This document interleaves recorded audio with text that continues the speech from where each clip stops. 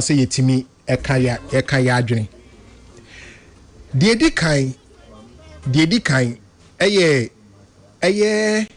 Australia ni anase UK actress here yes say ya chino Australia say what ship a container full of bidie na broni di obefa bidie wa Ghana what dey call him what dey bidie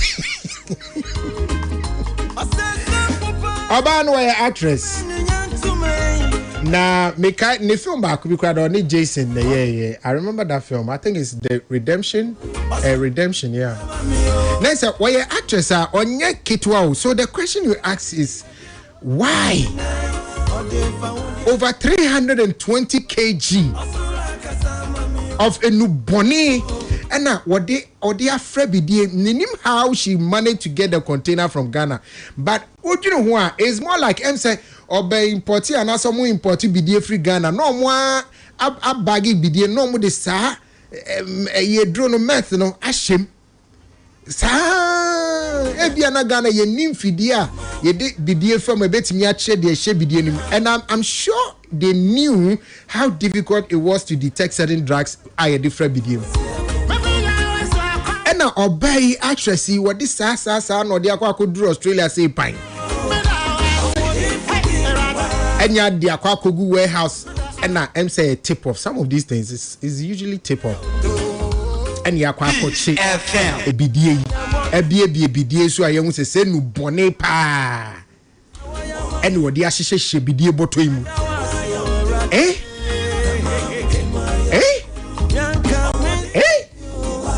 enu boni no de ahihye bidie boto imu enu boni ne asese we yaza wo ton over $200 million kianchi na over $200 million. Mini way me more Ghana for Ghana narcotics for Abaso because I know more juma. I know more chill. But even Australia for it abra Ghana.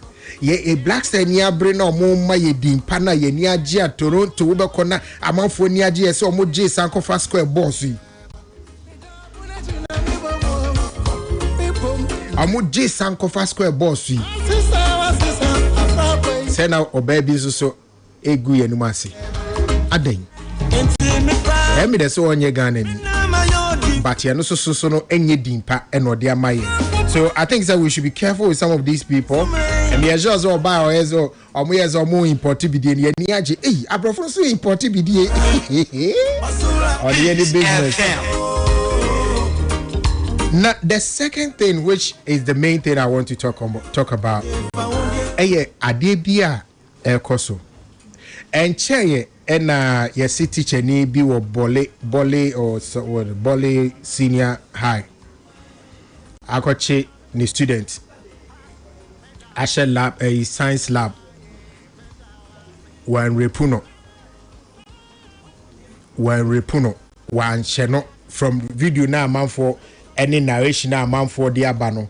There was no sign of rape and there was no sign of coercion.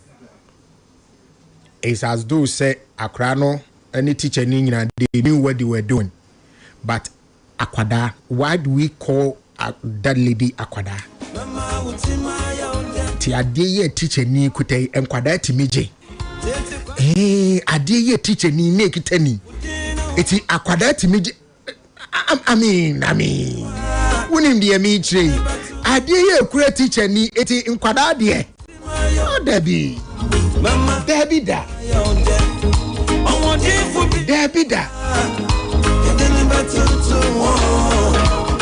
Adeye enti ekuta a teacher ni Akwada yi a eyi wono akrasa esa to hu samrani sansa de ekoshe baabi etimu ye sure say papa we Akwada well enye ne hia de hia ne say GS for yesremo ade bi koso wo school nimu sa teacher ni ne Akwada ya semi me ye national service MZ 2005 or so.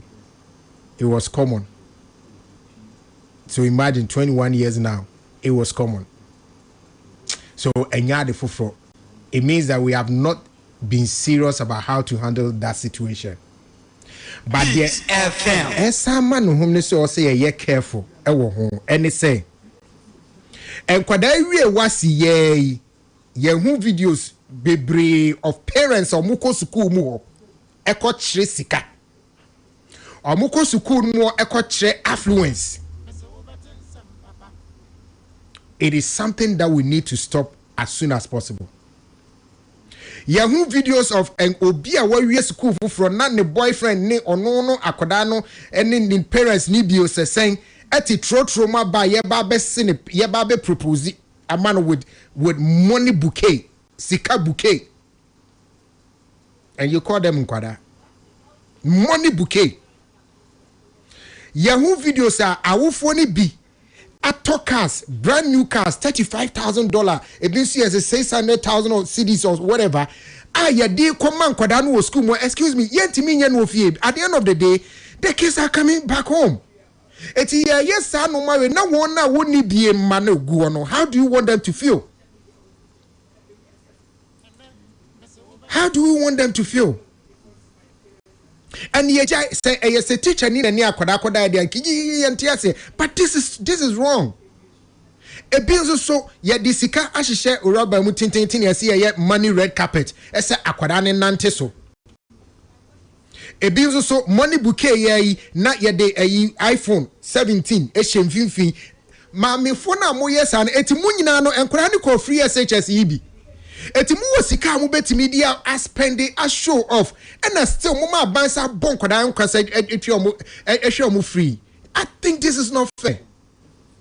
Peace FM. This is really not fair. At the end of the day, akoda ne bebe fie ka na odi ko school mo ko ye hwehwe onimu no se obefie a obetimi dia ma no sika bebrebe a mo ko spray gun koda so obefie wontimi nyama no. And all these students omuko free SHS ni bi. Omuko school free. Which means that you won't conform mu betimi atwa fees atwa bibia mana broso and so politics inti yeso mu nyina yemfo mu nyina mom no munko school ni free na ba mo munko free na wo wia na wofo aba be kire sika. No, this is not right. This is not right. It is absolutely not right. And I think said GS for Madaruma, as soon as applicable, please do something about this thing before a big turning into a competitive environment for graduation where obi eba be chen ni bobre e be the car sakese na eba e be so disika ye challenge. Is this what we want to see in the future? So me, I'm pleading with GS for some Madaruma sadi we no ye ntwaso wa ya na sa free SHS mo be ya e be hwepa won mu e betimi atwa ye mo ntwa. Because you can't tell me that a parent will buy about $60,000 worth of car. No, the car babe tuguni bahu. And you're saying that parent couldn't have afforded the child's education? No, come on, man. Sikana spend was sika for me free. You could have gone into other people or more NB.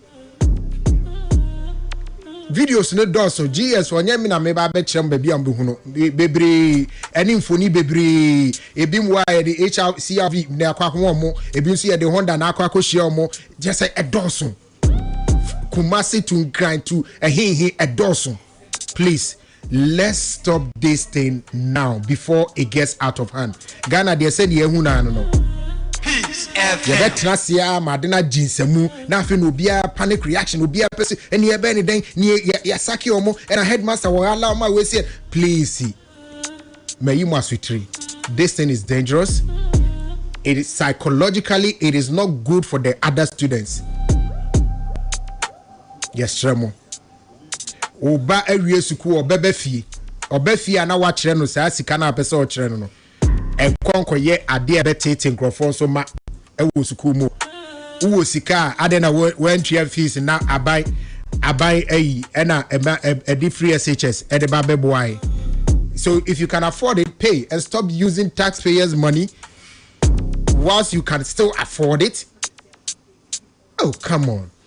GS me pacho Ministry of Education for where they are this ready. Peace FM. Mr. Mopa, let's find ways to stop this thing before it gets out of hand.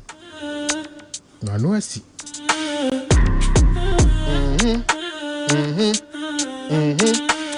Anybody in come of Florence is saying, yay, Oba Flo. He said, oh, bro.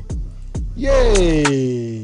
Aware ko bi na ya na yan ko bi na ye. Florence, can be chere na yenti na me de minim se aware wu jaya na se wu nya. And a bishop so saying. Oh, okay, Mike too. I see you. But studio we are so Richmond at say Tilly as usual. A queer nipa. Tilly. Hello. Good afternoon. How are you? You're who your papa. Oti say me we shi unu baby. Unem me also call the queer it's patcho. Debbie Or the Wednesday. Debbie in the birthday near Wednesday, but I don't know so Matilda Wednesday, okay. At Wednesday, yeah. I don't know if she's a queer. Oh, okay. Tilly, we are Wednesday born at Halamiwa, and I mean send it off him. When you're Wednesday born, they are forget it. And Chantronzo. May I Wednesday born, Miss Wit, it off him. So happy birthday to Tilly. Yeah. Oh, what's that? Obey the Sasukato Wednesday. I said, oh, dear. Matilda piano. Yeah, Pepe. What I say. Probably like so. What I say. Nice. Happy birthday to you. Yeah, but say bibi abokore. Yamia dom. Richmond adu poku. Bra. Bacho bibi abokore. Yamia dom bibi aboko. Apomu ye. Boko. Yede nyamia se. All right. Yemfa common shisha so. Yes dear. Where the toy already name Mashada. Because a normal view of what is going on here? What is going on here? What is going on here? Because me extending I have a bit too much time. It's one ye kasa chom ye show so mo beti na omo edi hu juma. I like the family showing in Nyama was school. That one there is just not it. It actually defeats the purpose why schools make children wear or the students wear the same thing. What you are saying, it simply defeats it. Like the home fast one, they go be a version of Timberland. They are not feeling comfortable because if we have the means, we might as well live the life. But there's a reason schools put these things in place. Send your bear. And for unnecessary competition, and buy china be obi feel say now for they are not doing enough. What they are saying. They don't think about the psychological effect it's having on the kids. And for me, I don't know what is wrong with millennial parents. What is doing our mind? And yeah, we think it's okay to do that. But that aside, the part of the conversation now can say, oh, if they can afford $35,000, why are they going to free SHS there? I mean, when you're 100, because I mean, there are so many reasons why people take their children to certain schools. It's not just about say, oh, mint yeah, and I met me here. For me, no matter the money I have. And clearly, some of them do have the money because 35,000. Oh, melty, I bet you make your students buy 30 graphics if we crown and abroso. But sometimes it's about the school, and then there's already a system in place, and the system does not discriminate between Sikanibani or Hieniba. It just says free SHS. That is it. Yeah, that's where I say, maybe we could have looked at it again. Obi will bet me afford there. Let them pay. And those who cannot afford, we give them the free. Because when say you want bet me afford the international, once moye BBB and almost so a show affluency. Meaning almost there's a name they call it. America foreign the years I don't know. Prom. Yeah. Who say Omundo Wajia to say dear, ye bet me afford it dear me kosukua and near brutri say or free SHS new. But I also ye see me afford the mudia. Then in the end, in the area, about me levels. That's what I'm saying. Say, in common and separating, I made a mistake. The separation of the first part of it, and I make a say, I agree with you 100. Say, it makes no sense that Akara Adekode now their money will school ni mu. Wait me their money will fee because we are all. My mic in America, can I be Adekode our their money will ode free Accra. Akomane was have baby or no. Accra ne be fee. So there's no need. The only intention is to show off. That is all it is. Why? Why would you want to show off? Exactly what I would say, that there seems to be a problem with young millennial parents. What I say is just to show off because and let's say crown or befi, and it continues to defeat the purpose in here. There is some form of uniformity at our senior high schools to ensure say nobody feels like somebody's above them or they're above anybody. And so for you at the end of it all to go and show that level of we can no, it's just show, they are just being show offs. And I think that is where GAS they have to step in quick before it becomes a norm that will come back and bite them in the back. That aside, the other conversation no na me can say to say that if they are doing this, then they might as well offer to pay for the fees. No, or no, I do not agree with you largely because the system is about the free SHS. It's not about free SHS for the poor. It's about free SHS. Whether I am a poor person's child, I can afford AIS, I can afford Ashesi, whatever it is. As long as I think this school is good enough for my child to go, and I believe say it has good teachers and it has good systems, and it's even the association of that school to my child's name will even open certain doors, I will take my child there no matter the amount of money I have. What you say, people don't only take their children to schools like St. Rose's, which I attended, and I say Infante Pim simply because they don't have money. Akutia. It's not because they cannot afford. It's simply because it's a good school and they believe that it's in the middle where they have reached in their education. It will be a good school for them. It's whether Papa will be to me or person the back of St. Rose's. No, but you can still go to St. Rose's and still decide that you want to pay fees. Yeah, but there's a system. Why do I have to pay when there's a system that makes me keep it for free? So that's what I'm saying. Say instead of making it in a blanket, maybe we could have looked at it in a different way by. So who are you appealing to right now? I'm free SHS. Why am I asking the people? The government people. Okay. That maybe they could have made it in a way that look, if you can pay. And how do you determine that this parent can pay? Because it has to be on the parent to say metia. So how do you determine? And I say, like you know, there are certain nuances to it. How do you determine? Say, okay, we'll make sure budget a free threshold will start to tier. And I say because it all comes back to the person. This thing that you're talking about, it has to be an individual decision of the parents saying, the person okay, but even that, if they decide to pay, do their kids get special treatment? No, the same treatment as everybody. So what is the essence? What you say? Like this is very difficult to have. But the conversation I will say, there's no need taking the gift to the school to just go and show off when the child is coming home. I agree with you 100 because it defeats a lot of things that have been put in place in the school system to ensure say science and why is this major in Sembunu happening? Why is it there? Major in Sembunu. Oh, never power. Is the rules watching major and minor? Because some of me say sure I may pay because you don't want me to look like card yeah. And major problem. Okay. Me that's it. Rich mo we say won ka we dey wi. We dey wi. Me patcho munchi wi ma. My two aba be ken o. Two. Yeah, bra. Hey, there is he. I know one is you. Me twa me say me ba be kasa bi. Ube. Until the one you go. Say hello madam. Okay. But say mo house be fa commentary na. Yeah, 5. 5 okay. Yeah, I'm so be fa in 17. Me twa we na me say no. Baby ya na. No. Me twa ma kama say azano wako. But I don't know. And then some come on. I say sorry. Baby prophecy with the but with the two yenti wimra. For Mike and Mam penny for and a penny for bear 2 months in your bear 2 months in it. 2 months. Me pancho and penny for that ben and become more minute or se was around my horse. Bear 2 months you won't. Oh, okay. One of the kind of how can I move you? Yes. Oh, okay.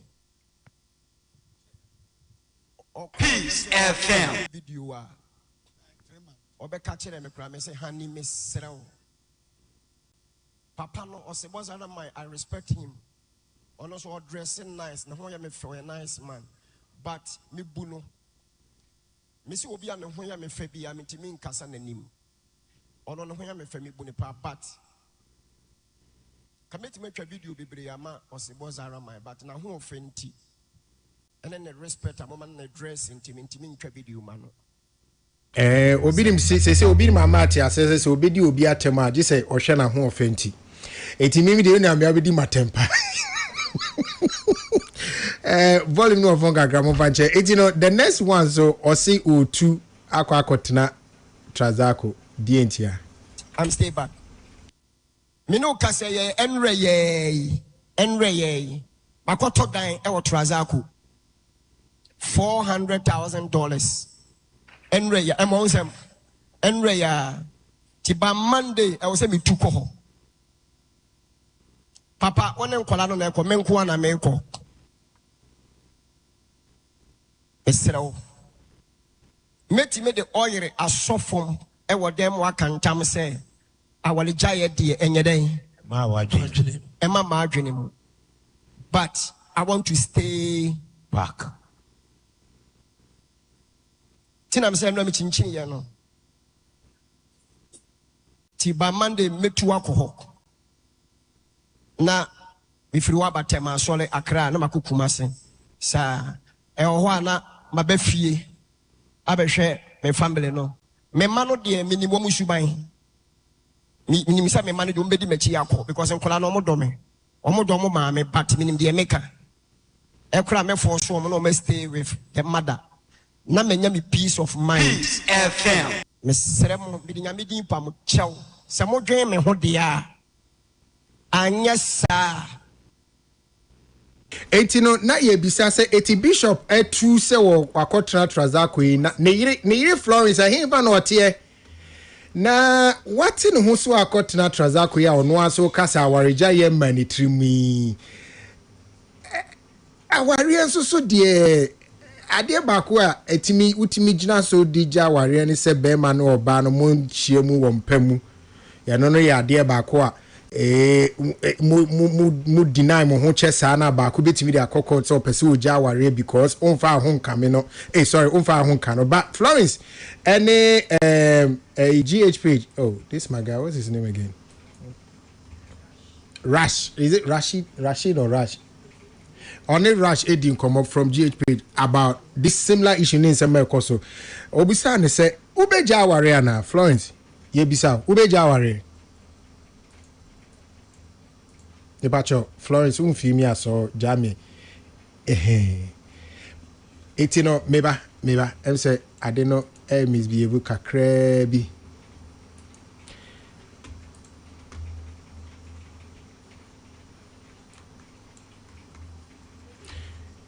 Anyway, I didn't see one film. Etimeba. Yeba ne yaba behwe Florence say obeja warrior. We will know. Onya warrior so we will know. But for now, no. This is what is going on between Obinim and then Florence and then Sema 80. But another thing also a very instructive for note is that Obinim in Japadia and a Japadia baby was social media no. One more Florence dio.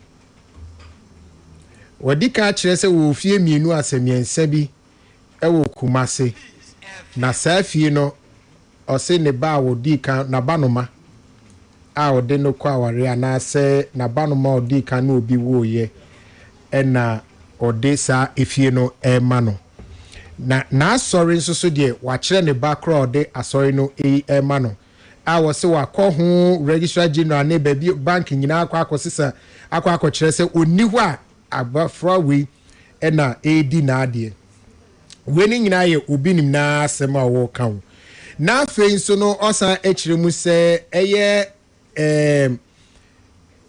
ne dan aka ewo to say wo se ba ko se blue house o se de benyo ye no so no wa kire ne bakra sa dan no eye ne dia Peace FM. ne nche mu nyina no enya de a wa ma ne ba ne yire Florence wabonidi me pacho afedi enkotima $400,000 enre ya emonsem enre ya yentie Florence response on the man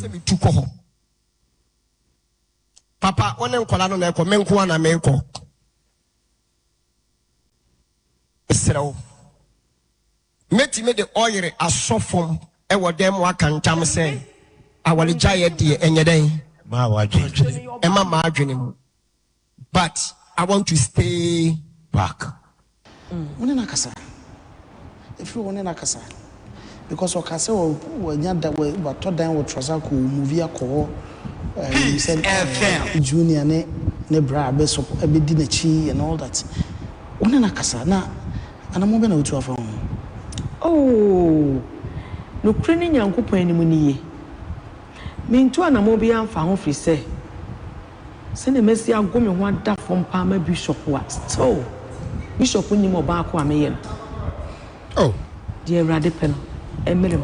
Oh, so I am ready so be ja wari am I ready. Eti we wan na more dem ni anamo bi atu.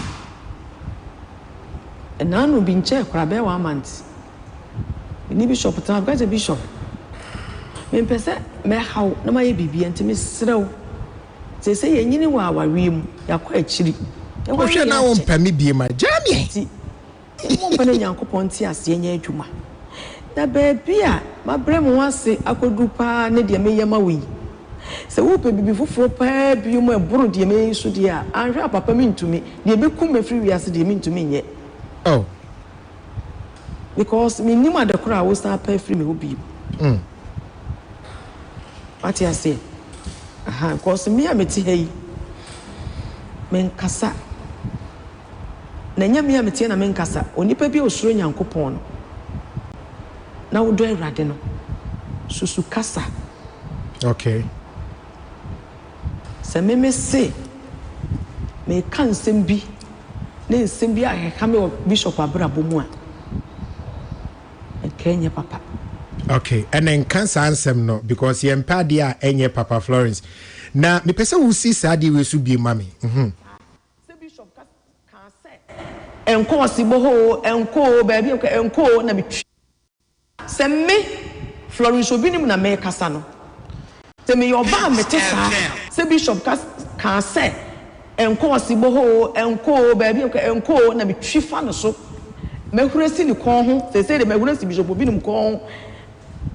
Me mua de biem emre me wase mani biem a me deserve say bishop okoje divorce paper wo divorce me wo pam me den ko ma me hwe kora because of djuma no eden papa adwuma no so wanya oba obebre ne ho ase na nyoma bi wo ho obetutu ogu no fa asem nya asem a ode ahobrase na oba be ye adwuma a ebe ha adwene affect ebe fete adwuma because I say wunya mind wunya adwene pa bi na de ko preachi na de ko yi wadwuma etu wuye oba osuro Nyankopon bre ne wase a oba sa kra bo mpa ya ta wachi e na wona netu anamon enti se me se dru mmere says bishop adwuma ya din se nu mmere says say mahura si ko ho a bishop obi ni mkofa paper no be divorce no mpamo me ase Nyankopon ye bi one so Nyankopon ne so aware no ano ne ware no edu se so ya asode no Onyankopon divorce so no kofa David wale no do no because Jesus say ahone de asementi ase se wudo obi wo yire obi bi ase ne madwuma o mfata me. Okay, etino yes sofo sofo mami ana sofo ba Florence no na we nyina no mami fa aseda ema GH page ene eye Kojo Rashad onuna ene eye Florence edi nkomo ya yabo amawati bi na memra studio bi na yemehwe yemedwudwa nsem ni mehwe say so have you gotten to the point where onja oba no nkopen baby ntina na doc akwaba mijama my 2 hour asembisi FM bachoboko de boko na so bra adom say benada e ben ye wa woda na Tuesday is my 55th birthday on say atomitrim ba just say on say demitrim why last week so I said me pastor be do when you say brother no say wa ko mu da bra but when you say boy ho adwuma na mama me saka Menkete bia bedu obi ama mesanka. Enye nyame den. But the thing is say me Gary box bear 5 or 7 the month. Okay. Na Gary. Yes, Bandes Gary mix. Now who now be the first person I'll be the rebranded one. Okay. Cause rebranded one no neba boy no. Okay. Edda home. Okay. Me broni. Yeah, broni no. And na fe so no we mu ye de bia ka ho te dɔɔso. Okay. Chain dia mudie no meme de bia. Okay. We no dɔɔso. Me kai dɔɔso as a volume na increase. To really 10 kg ana. Okay. Eti we no ye di be she wo woda na se. Okay. Ti no me sure say woda no se me hwɛ se ebetumi aye party bia ma wa. Se ebetumi aye hwɛ se bi nya sika bi na aye party kitu bia. Ane be Banders Gary party. Ebe Gary party ano de obi aba okita watre. Ye nyina ebe nyina be soaking some boom. Obi akra na tre. Akanim. Don't hear any special eyes. Akanim. Na ye de do 55th birthday no. Cause nyame aye bi. O se ma otumi yo de. Matra wi ase ache. Matra wi ase ache. Birthday back 1 2 3 55. Ba unya nso wi. Aka 55. How's it say? My choose say. Who's guy? Utimi bo age pa o. About 55. Na say ene wo enkwa omo. Who say omo di omo birthday pa no. Check it. Ah omo obi ehun no. Work it hwe. O dey work it hwe.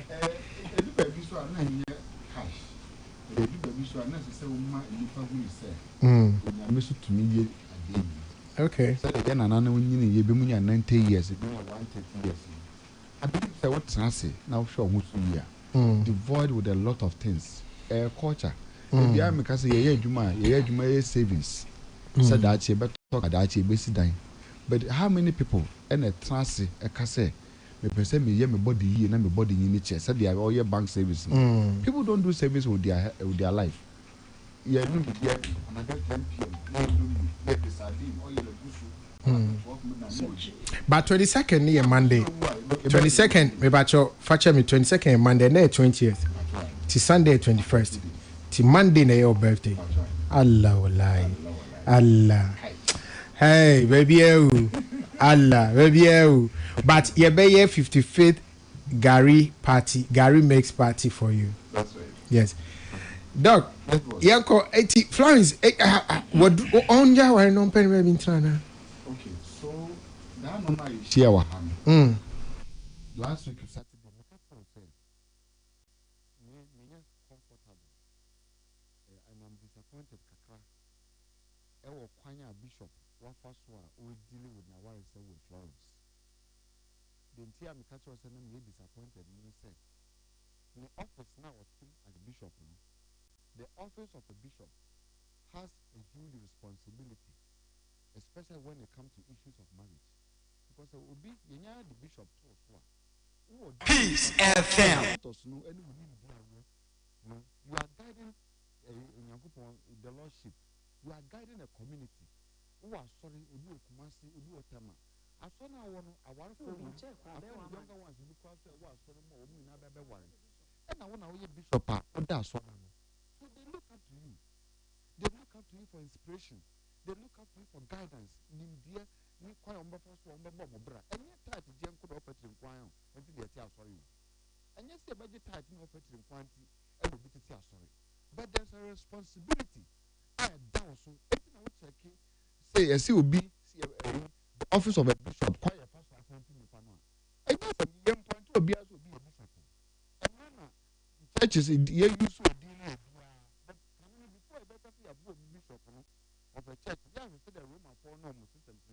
no hwana na ebo mu ana hwana na your bishop is it omo na ya na say your society and group be a share nkofo bishop. I think one of these is Pentecostal council, charismatic council for me. Near who quite a first war because we say nay you scrutinize urban civil service partner you scrutinize because who the doctor before no certificate or who are not for that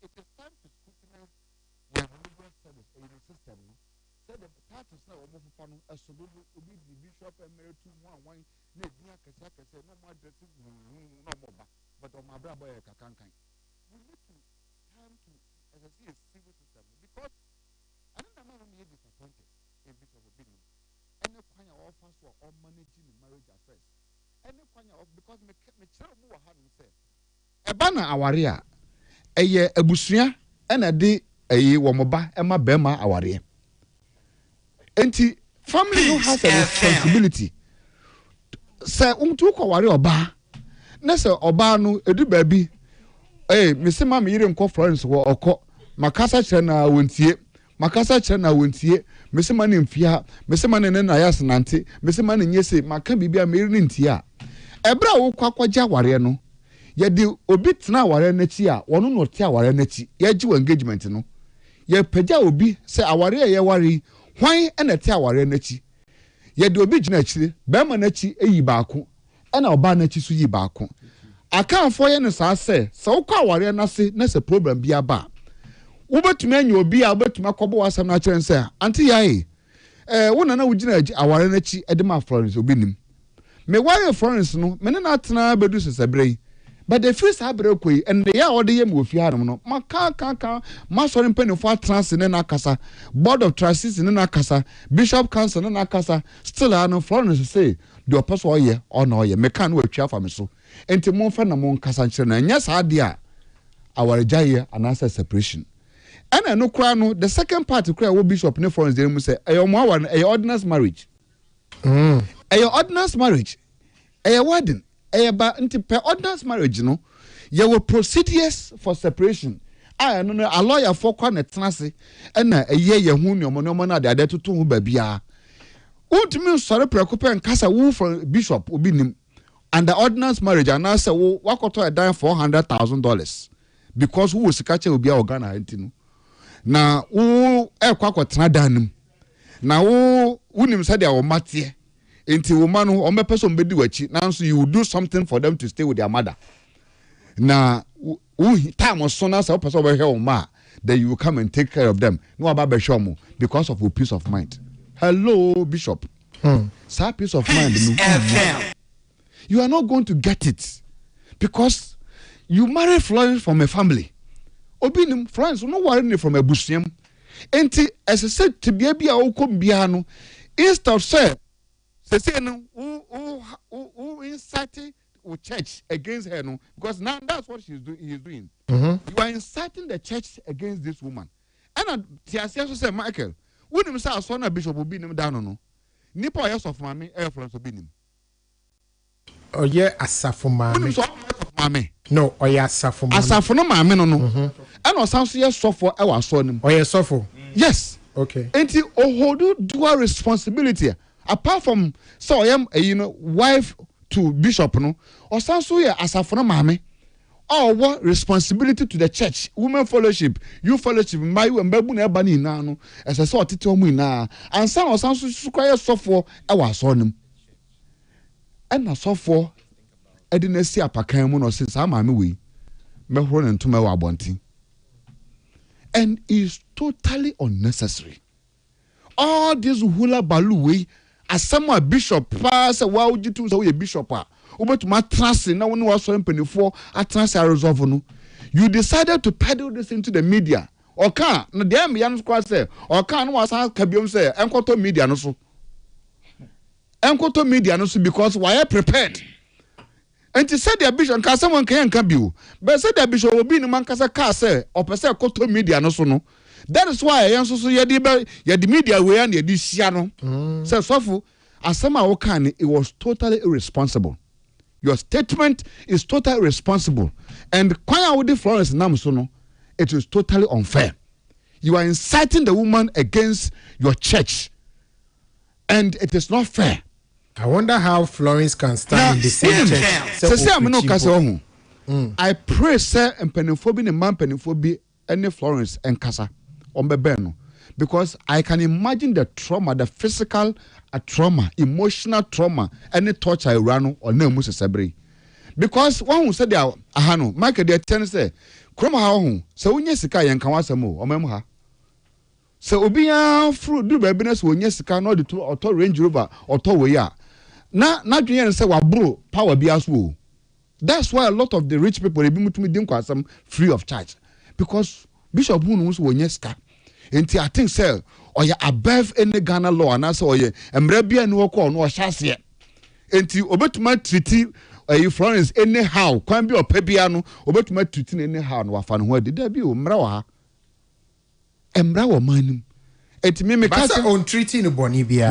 Boni ben waye no. Say kwanya wo de say Florence ye wunua ba. There is some ka wo kwa na abaka kire say kwanya tabia because who take Florence interview na me and me blame on ankasa Florence bi e wa ade a ogumi. Time problems we mo start here no. E ba pepe na Florence kuro no akoso camera de asi nanim. Say ono de bishop de ono no je na cheche me kunu no fa akosi anum. Enti or allow yourself and be man top power. What to credit dear man who this is the time.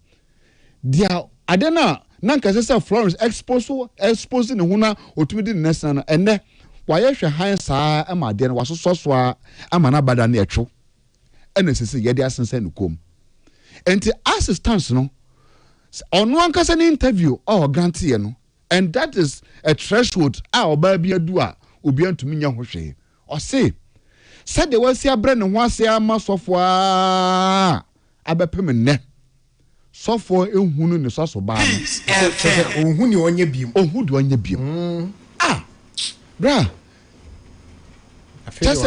me omofio minti hobio I'm not there but I'm telling you for a woman to come out like that now she and some any ni facial ni demeanor any said or kasana it tells you sir there's something going on in Florence life a importance a lawyer ni be tenase no na awura ne be tenase no betie no na wo hom wa obetumi de aboa no as it is there maybe we can run our own commentary to say the year run here but the best person me catch Florence we always would say me me catch and say as baby asam na do say no omomodi an on lawyer ni bi animu odu no no ntrase media no kwampo de pekra na interview na wa ye man grant interview bia biom on no ntrase no kan asem na ankyere no say this is what I've been through no mon hwe kon be fa so be boane because as it stands no bishop so no or current dan no two no akwakotem for the piece of current wato dan $400,000 no akwakotem now work for the peace of mind and what that means is that bishop is opting for separation that means separation why you agree for separation so if we are better so agree for separation there then the court will give you separation details. There was separation duties court ni be follow pepe na ya kire oba na wo so ne separation. This is what you are supposed to do. The monthly allowances ni sika so do hwe no ho dey so ye ni utumi ye for filling na go and have your because we are Ghana ni this year yentumi shock it say aware anye ompe no say na ko dabi but this is what is available.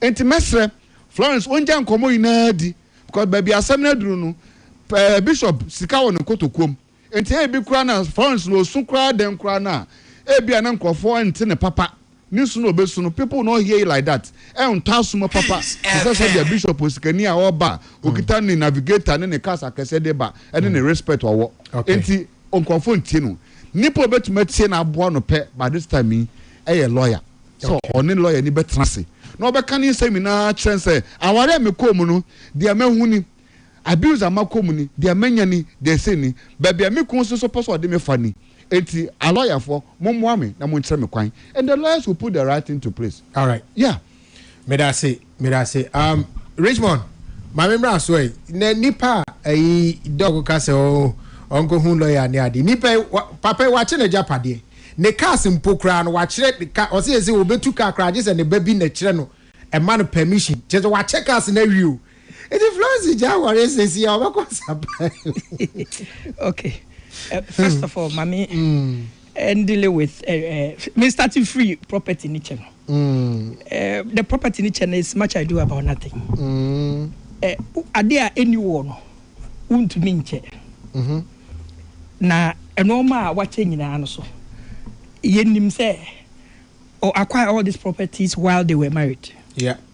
Enti say basse aware no gukura na sa properties any no na say obeche it is not woni obi ade wo ye denche. So that is much ado about nothing. Secondly, separation. Ebi say upese wo ye ya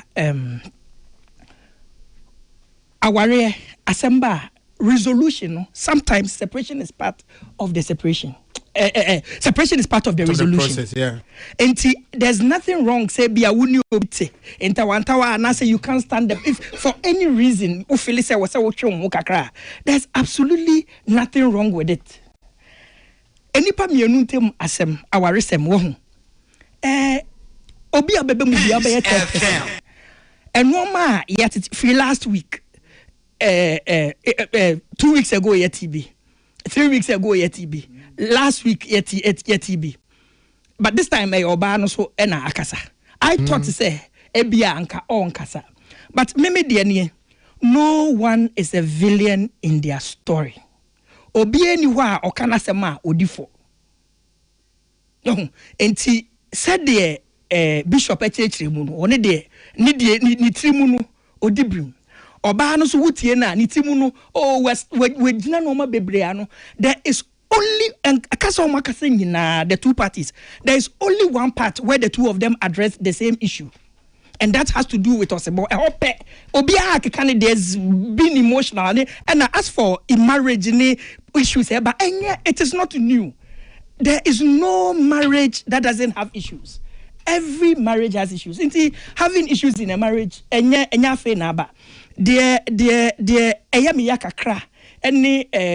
omudibia omuma and same way babonting.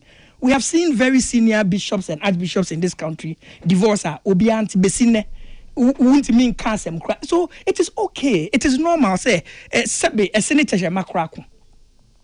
And there's no problem. It is not new that they are having issues. What is problematic issues no we are better abontin say obia enkabi. But I feel say obia bekan you might not exactly be fair to anybody because yes say uko to say enipa mienu omuni mo ho kwa men bisa say eda asem na siye bisa say enra eda na siye enipa mienu they've lived together, they've had kids together. Asem bebre akosu between them. We cannot pass judgment on the basis of Bishop Akan and Anegere Akan. What we can talk about are things that both of them should not have talked about at all. The only, like I said, the only common thing Amumi and Wakasa about is Osibo. And Osibo has Bishop, the Bishop Kanye, and the Oban Kanye, a different kakra. Meti Obana say that Meti Bemanase. Bishop Philly say, oh, Oba Menenatna. Me can't be beer. I was saying who say this is my position on it. There are probably a lot of things he disagrees with but doesn't talk about. Into you see, Osibo he talked about Osibo say, oh, Nenipa ya winim say, menini say na. Osini pano dress kama panti nipo dress kama nano ho fa wontimi nka na ase. Wontimi enti wa onu kan okana masere na yire. Nipa wonim say meni no. Enti ne na dress kama nti ondo obetia kana ko sa wache no. But in all of this, let's be clear. There's been no point. There's been insinuations. Ye betimi aye inferences ni bibia, but onye na yire. Na yire so enye no. Obianya will be in this case, but and someone can wabonti ne who here say womo beka wabonti. It is okay to have problems, but deal with them among yourselves. Sabe mo worry na minjina ho no obi enjina ho na ya befa pen ne paper to ma worry ho. Having issues is normal, but they've got to learn to deal with it. Oh, and one issue no. Like I was saying, the common ground Osibo de no so.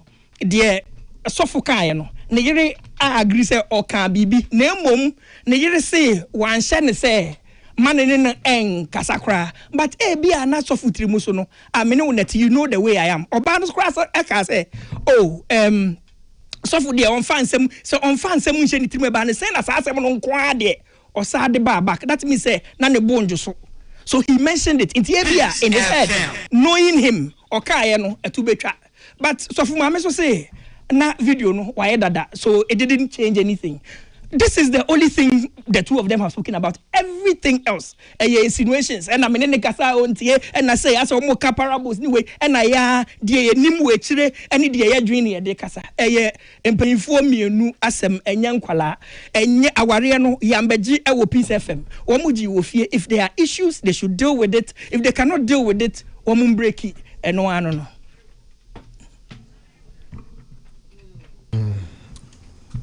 Obi mu say Obi ni mu play psychological game be on Obano or turning a sorry mano against Obano. Na all yenso no side painting no ho as ono de from so be any no na ne na man problems. And unfortunately, and man being so about say ono so na you been him lawyer for 20 years. And ono so they all kind of makes things even worse. Oh no, no. Well, I remember no, they all say so a lawyer for 20 years no. But two. So mommy. Okay, me that's na answer no. Na watching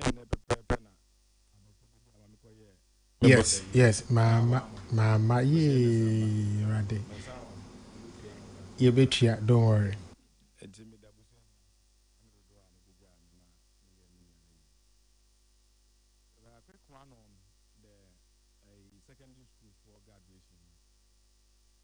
I say somewhere 2018 or so, I signed for correction though, and then finance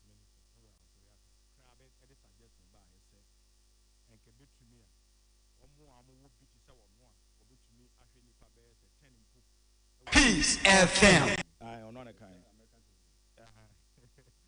Enka saa nkrofo no omuntua amomasika entina saa time no na nka omo ye policy bi a enka betimi afani ebi betimi atua me bi nso ntimi ntua but saa de na ntimi ankoso so it is nice say wo sika woni sika obi atua bi but the aspect of say ehon na ye kwa akokire enkwara no adoye na menti ase because my first time I back to school was St. Augustine's me call no as oh nice me call no antana ye call no ne prospectus no omo kire ye niam a ese de ma ne mpaboa mpo no untumi mfa mpaboa bi a ne condoms bi a what oh eduatos ne ka bi a ne boy ye den so mfa school untumi hye eti no aje ne tariff no ya no mo kan simple ne omo ahye se ye mfa ma omo na enti se oba ne wie school na ho na de akwa graduation center I think it's not right because who wie SHS go baby a go baby a na afi na we ase na afi na wo ba na se de sa ne ma we sha se de ko school mu ho a enya de papa ntimi me fa wo so se education minister GS almost stop sa de no one time say ho na akwa kire ye disike ko bu ko so ne ke kan ho it is not good enti ho na ne me kan say omu twa sa de ne mu kura ante sa be du ba bi no ene ma be bo ba no enya sam ketua and a quick one on suffer ne wife I'm a bit tight here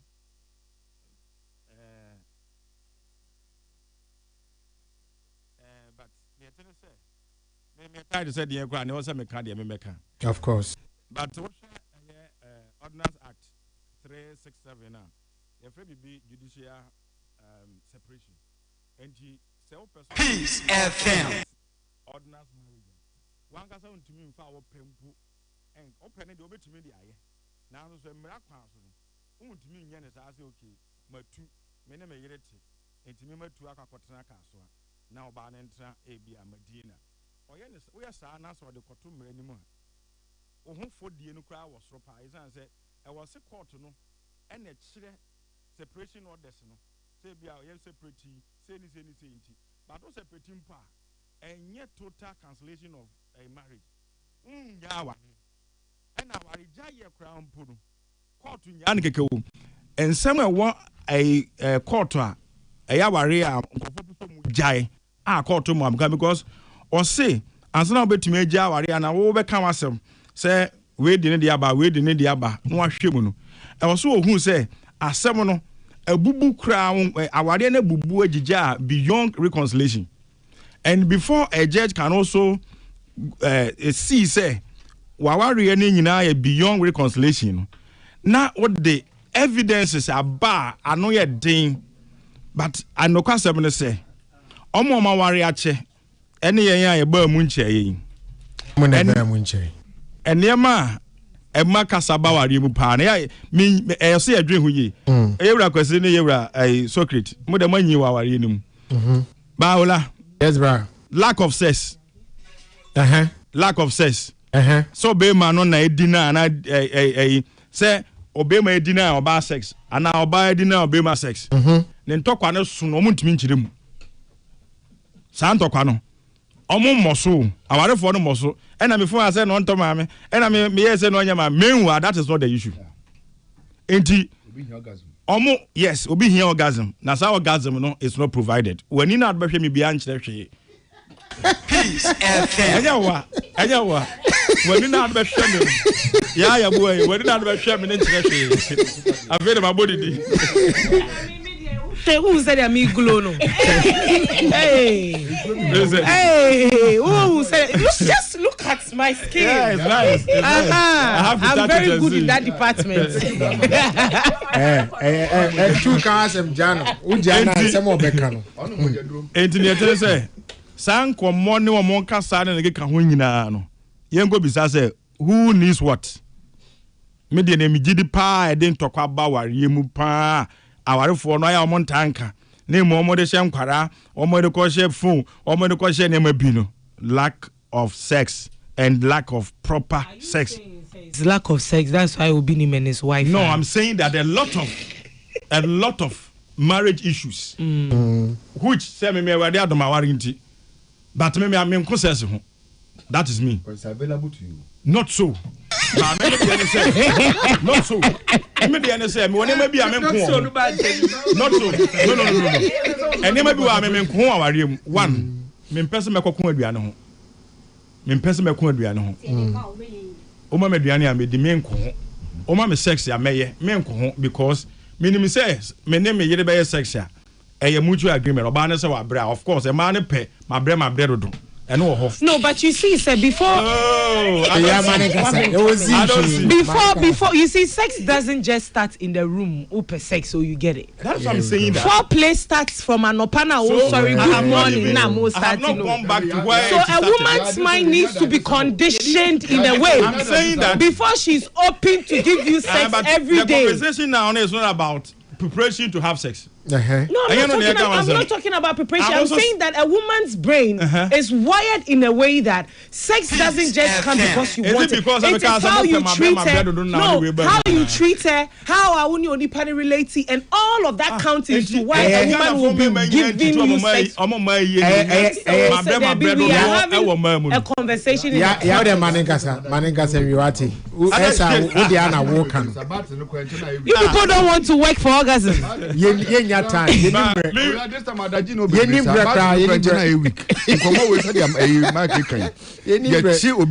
Near Florence, I don't share them. I can piece can near local me neutral. Obinim ya word. Fire Florence 1 hour. One be no cases from. I'll be interest as a way. Two kawasem. Case one. But Ola, ni nyina mu no. Sani ya ka say aware 7 dey. Obi e kan de na ye nim ne ewo mu no because niam etumi de a kasakasa ba obetumi ne me wife na ye nkasa ba 2 days 3 days 1 week no se me ka kire wa ba na we dey sanya hwe na we dey assemble but sans semona untumi addressing ye no eno na ne hadwen ba oni ma de ba ko me de na mahu pa ne se problems e kwaware mu nyina no that is my observation. Don't know free. So if men are able to settle their wives down, some non beka sapa, and maybe we are in question. A lot of the issues. A woman say, "Oko court they say ah, any part there wa reja ya kohono. Eye ma do dosin mema because a mema no. Omo nyoma dwen sa na yenye ya so ye ne ye no beka sa yi. Entino oko court they say na nsema wo ho ni nyina no. Eye dodo ne ye ma na o manka sa simu pampan. I don't want to court to him. Say, say the last time lawyer, the last 2 Saturdays, lawyer he could see appear okay. Was it Oshe divorce cases na ɛwɔ sese na ɛma ɔmo na ɛpɛ divorce no ɛdɔɔso kyɛn mɛma ɔmo na ɛpɛ divorce. Yes. Na bra mi to no Michael won hwɛ bibia ɛ wanwa if it time a case ba ya yɛte ɛsɛ nkrɔfo ɛbobɔ roll call about girlfriends to obinu but ni abo wedding sɛ ne girl no but ni abo wedding sɛ ne girl no but what is it obi kura gyina ba bi sɛ yɛsɛ Florence na ne onu etwen panapen nti na Mike ka kyerɛ sɛ most problems are aware mu no most of them obekom no if do na fe mema because we dey look at allegedly I mean used to allegedly team legal wife for brofo allegedly 99%. She look at allegedly in some way one more year link ni abo gafadin ni abo wedi so mu ina bishop girlfriends so one pass Sam Maya Yabobo Mudi Yeti Nasi Bimka baby mamasi, ni na no cre. And we been Florence Hatran one to wed, one bow wet. On a bar no one can was a matran wa bepemende. And no cause was ball for music video, Okocha video no, I problem pardia. Then the issue is orgasmic issue, not what we are thinking. All right, my mic me right. Mr. Orgasmic. So much transform common to me. Me just say be out to bit me. But in the event that Berman publicly watching a Japadi, our banning come, our banner, a scratches a to be a campo. This was say, do you are this for Uber, Modiananti? You think sex? Oh, me tear Japadi any channel. Say, as I see Obani Berman, Temna be our Jayaba. Now say, court to crash, say. Kohan dan makwara po na so ba no ye han bi ma na ne court person kire wa na say o de dan na makwara na oni na ma me na betinum peace fm Japade ni nyina ko ne ma ne ho a sebe eye oba no eye mo ba me ga na sa na sa nimde no obi nimde che na Japade is it the same court nimde no ana me yam na hyew nimde no odi yi da bi ne ya tin so ne say Japade we nyina obetumi a che. But the ban say Obako court. Na say omo call for divorce. A court ni nyansa mu. Enna ode be kope say Japade ne che. And they Supreme Court crowd president for Frabai. And also so send ye nim say Florence de yenim